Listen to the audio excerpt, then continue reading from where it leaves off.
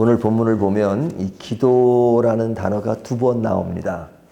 13절과 22절에 나오는데요. 13절을 보면 그들에게 이르시되 기록된 바 내 집은 기도하는 집이라 해서 기도라는 단어가 나오죠. 그리고 22절을 보면 너희는 기도할 때 무엇이든지 믿고 구하는 것은 다 받으리라 하시니라. 그래서 기도라는 단어가 나옵니다. 자, 이 기도라고 하는 것은 굉장히 중요한 것이죠. 그래서 오늘 본문에 보면 이 기도와 관련된 그 연결되는 그 장소가 어디냐면 성전이었습니다. 성전. 그래서 예수님께서 13절에 보면 기도에 대해서 말씀하실 때 내 집은 기도하는 집이라 그러죠. 내 집은 기도하는 집이라. 그러니까 주님의 집에는 뭐가 있는 거예요? 반드시 기도가 있는 것이죠. 기도가 없으면 주님의 집이 아닌 거죠. 기도가 있다. 성전의 가치는 기도가 살아있을 때 가치가 있는 겁니다. 그러니까 뭐 성전은 우리의 마음이 될 수도 있고 또 우리 교회도 될 수가 있잖아요. 교회 안에 기도가 없다면 교회가 아닌 거죠. 또 내 마음에 내가 성전이라고 할 때 기도가 없으면 그것은 내가 아닌 거죠. 그래서 이 성전과 기도는 그 존재의 가치를 확연하게 만들어주는, 표시하는, 평가는 기준이 된다 이렇게 말씀할 수 있죠. 또 하나는 기도는 믿음이 수반된 겁니다. 믿음. 그러니까 믿음과 기도. 그러니까 누굴 믿으니까 기도하는 거죠? 하나님을 믿으니까 기도하는 거죠. 그러니까 하나님에 대한 존재 자체가 믿지 않는데 어떻게 기도가 가능하겠어요? 독백은 아니잖아요. 독백은 기도가 아니죠. 하나님께 분명히 내 생각을 말씀드리고 또 하나님의 뜻이 무엇인지를 알려는 것이 기도잖아요. 그렇다면 반드시 기도는 내가 하나님을 믿는 것을 전제로 한 것이지 그 믿음 없이 기도가 되는 것이 아닙니다. 그래서 22절을 보면 너희가 기도할 때 무엇이든지 믿고 구하는 것은 다 받으리라 하시니라. 여기 믿고 구한다. 믿고. 믿음의 존재가 분명하다는 것이죠. 그래서 그 기도에 대해서는 뭐 하지 말라고요? 의심하지 말라. 의심하지 말라. 그리고 기도에는 능력이 있다 하는 겁니다. 그러니까 하나님과 우리의 관계 속에서 주어지는 것이니까 거기에 대해서 의심할 필요가 없는 것이고 의심하지 않기 때문에 기도하는 거죠. 그리고 그것은 능력이 있는 것이다. 그런데 나는 의심이 있는데도 기도한다면 그건 올바른 기도는 아니죠. 하나님께 기도하면서 하나님을 의심하면 그건 올바른 기도라고 말할 수 없죠. 그냥 외형적인 기도의 모습만 있는 거죠. 그러니까 이 기도라고 하는 것은 우리의 신앙에서 얼마나 중요한 것인가 하는 것을 이야기합니다. 자, 그런데 기도하는 집에 기도가 없으면 어떻게 되느냐 하는 것을 오늘 본문에 보여줘요. 다시요. 기도하는 집은 성전이죠. 성전에 기도가 없으면 어떻게 되는가. 12절을 보면요. 예수께서 성전에 들어가서 성전 안에서 매매하는 모든 사람들 내쫓으심에 돈 바꾸는 사람들의 상가 비둘기 파는 사람들의 의자를 들러 엎으시고. 자, 기도하는 집에 기도가 없으니까 뭐로 바뀌었어요? 장사하는 집으로 바뀌었어요. 장사하는 집. 기도하는 집이 아니라 장사하는 집이 됐어요. 기도가 빠졌다는 거예요. 뿐만 아니라 13절을 보면 제일 뒤에 너희는 강도의 소굴을 만드는도다 하시니라. 기도하는 집이 기도가 빠지니까 강도의 소굴이 돼버렸어요. 장사하는 집이 돼버렸어요. 그러니까 이것은 내가 성전이라고 할 때 내가 내 영혼 속에 기도가 없다면 어떻게 바뀌느냐? 장사하는 사람으로 바뀌어요. 물론 장사한다는 것이 다른 그 장사하는 사람을 비하시키는 것이 아닙니다. 그냥 우리의 성전이라고 하는 것은 하나님과 매매하는 것이 아닌데 그렇게 바뀌었단 말이죠. 이 추구를 하고 하는 것으로 바뀌었다는 거죠. 그래서 강도의 소굴이 되어버렸어요. 그러니까 그 웬만한 정상적인 것도 강도의 소굴이 되면 안 좋은데 하나님의 집, 기도하는 집이 강도의 소굴이 되고 장사하는 곳이 돼버리면 완전히 망가진 거잖아요. 그래서 우리 개인의 삶과 교회의 모습이 어떤가? 왜 장사하는 곳과 기도의 소굴로 바뀌는가? 기도가 빠져서 그래요. 기도가 없으니까. 기도가 없다는 것은 단순히 무릎 꿇고 기도하는 그것만 없다는 것이 아니라 주님을 향한 믿음, 주님을 향한 열정, 주님께 의지하는 것, 주님 안에 모든 것이 있다고 생각하는 것, 그래서 모든 것이 하나님 안에 있다는 것, 이것을 믿지 않으니까 하나님께 대화를 하지 않죠. 그 기도가 없는 거죠.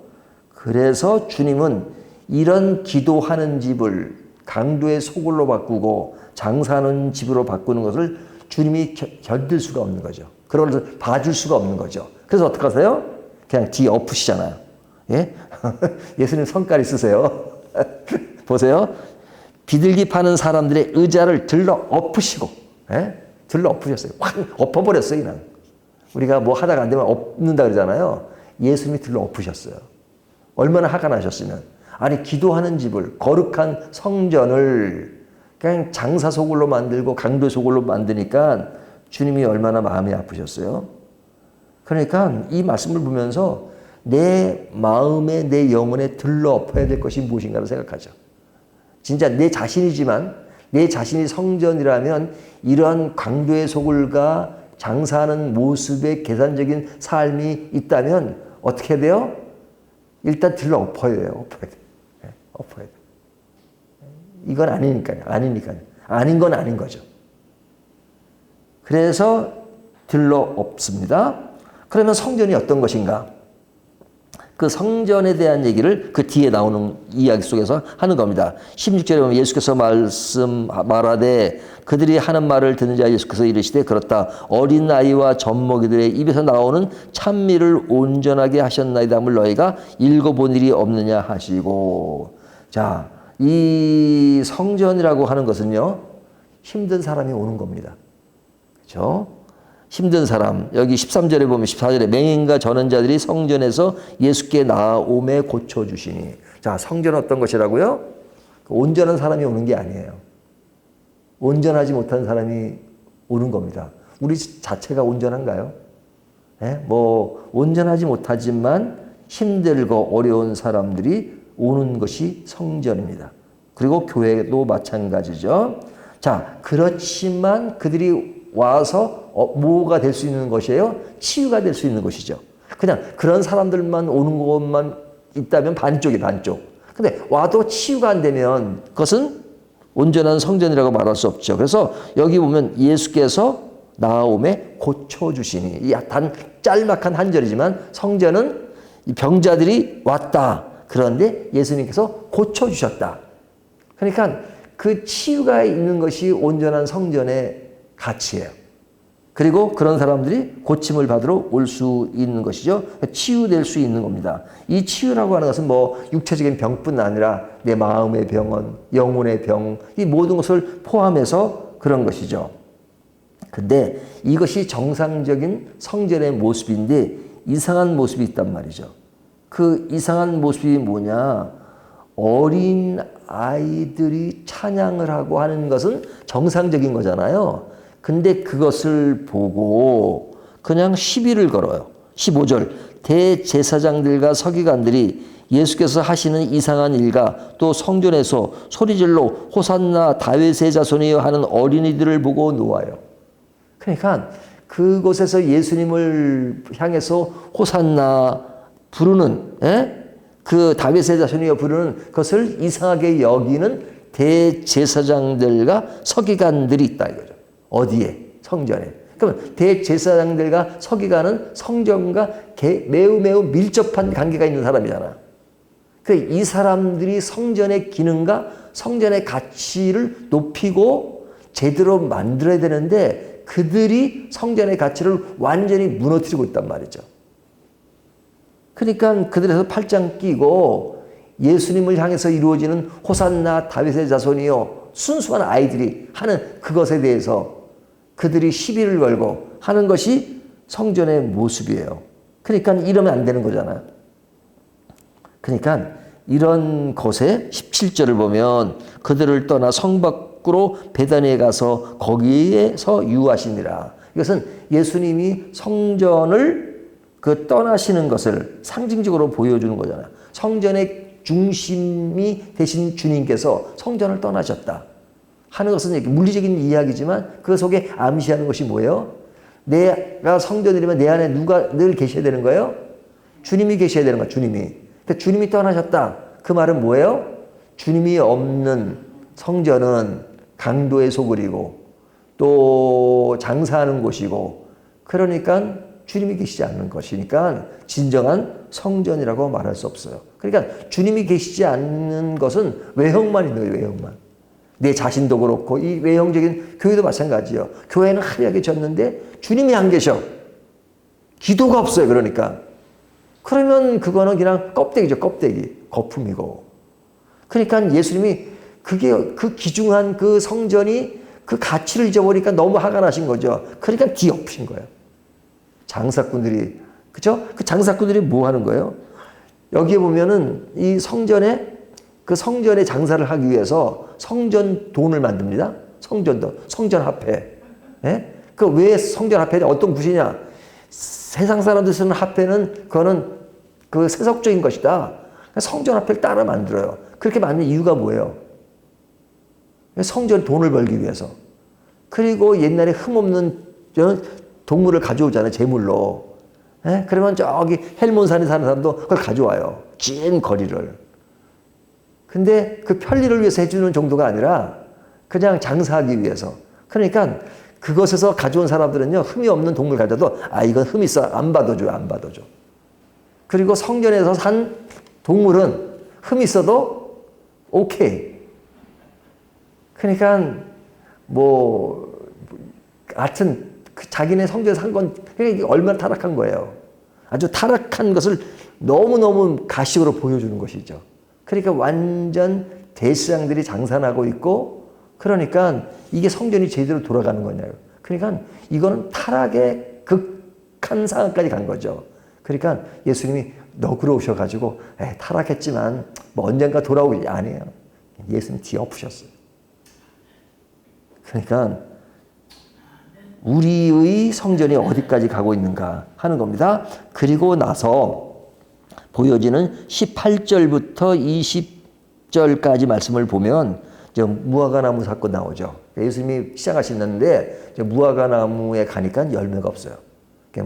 잎만 무성해요. 그러니까 무성한 그 무화과나무를 보고 저주를 하십니다. 저주를 하니까 그 나무가 말라버렸다 하는 그 내용이 나오죠. 그러면 우리가 이제 성경을 볼 때 자, 제일 처음에 성전 이야기가 나오고 두 번째 성전 안에서 이야기가 나오고 그 다음에 제일 마지막에 믿음과 기도에 관한 이야기를 하잖아요. 그 중간에 이 무화과나무가 나오면 갑자기 무화과나무가 왜 나오나?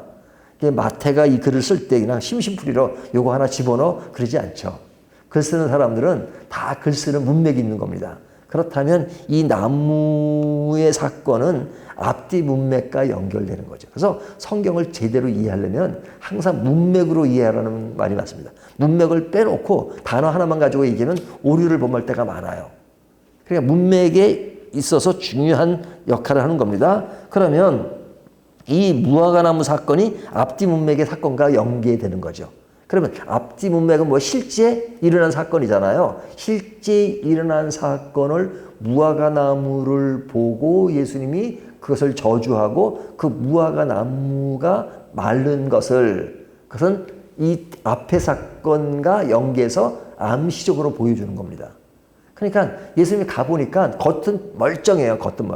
입이 무성하니까 괜찮아요. 근데 무화과나무의 가치는 뭐예요? 열매가 있을 때 가치가 있는 거죠. 무화과나무는요, 땔감 외에는 이렇게 쓸모가 없는 나무예요. 그것이 나무를 만들고 무슨 가구를 만들고 그런 용도로 쓸 수 있는 나무가 아니에요. 그것은 오직 무화과나무의 가치는 열매 외에는 다른 게 없어요. 열매. 근데 그 나무의 최고 가치가 열매인데 열매가 없어요. 근데 열매가 있는 것처럼 겉으로 볼 때는 그냥 입이 무성해가지고 그냥 싱싱해 보인단 말이죠. 하지만 열매가 없으면 아무것도 아니잖아요. 그러니까 저주를 하셨어요. 그 모습이 뭐냐? 앞에 있는 성전의 모습이 뭐냐? 기도가 빠져버리니까 열매가 없는 거죠. 무화과나무 열매가 없는. 그러나 외형적으로 잘 돌아가요. 얼마나 그 숨가쁘게 돌아가겠어요. 막 사람들이 붐비죠. 그 다음에 또 돈 주고 사지요. 제사 드리지요. 그러니까 와, 활성화되고 아주 그냥 잘 돌아간다. 그렇게 보이잖아요. 이미 무성해요. 하지만 열매가 없으니까 성전의 가치를 잃어버린 거예요. 왜? 가장 중요한 기도가 사라진 것이니까. 그리고 성전 안에서 이루어지는 것들은 예수님이 중심이 되는데 그것을 노하고 그것을 받아들이지 않는 그런 사람이 있으니까 이 성전의 모습은 무엇의 모습과 같아요? 무화과 나무의 모습과 같은 거죠. 그러니까 그런 것을 뒤엎으셨듯이 저주하신 거예요. 말라버렸던 거죠. 자, 그러면 정리를 하겠습니다. 우리들의 이야기로 바꿔야죠. 우리들의 성경을 읽을 때는 항상 적용이 중요한데 적용은 누구에게 적용하는 거예요? 나에게 적용하는 거잖아요. 자, 나는 누구죠? 나는 성전입니다. 그러면 나의 성전은 어떤 모습이어야 하는가? 내가 신앙생활 하면서 늘 계산하고 장사하는 신앙생활을 하고 있지는 않은가? 내 영혼 속에 찬미를 막고 있지는 않는가? 내 영혼 속에 열매는 없는가? 믿음은 있는가? 그래서 기도가 내 삶을 지배하고 있는가?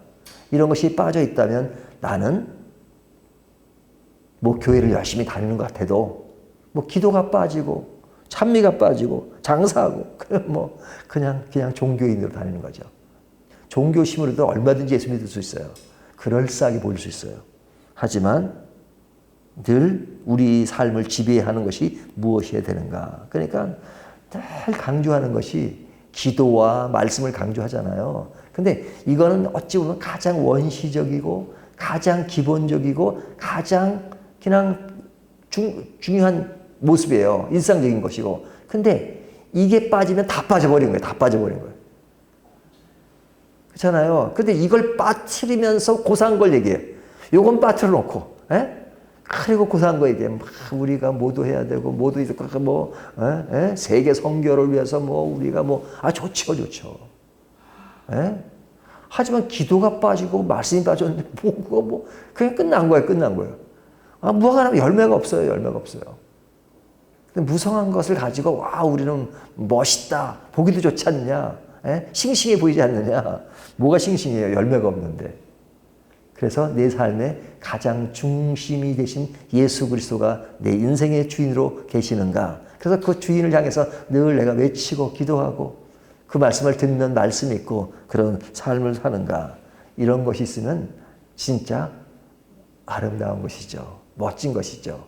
오늘 말씀은 이 매일 성경 본문은 이걸 속빈 강정 이렇게 제목을 잡았는데 저는 오늘 내 마음의 성전은 무엇인가 하는 것을 제목으로 잡았는데요. 내 마음의 성전은 어떤 것인가 하는 것을 다시 한번 생각해보고 온전한 성전으로 나가는 저와 여러분 되시기를 주님의 이름으로 축원합니다.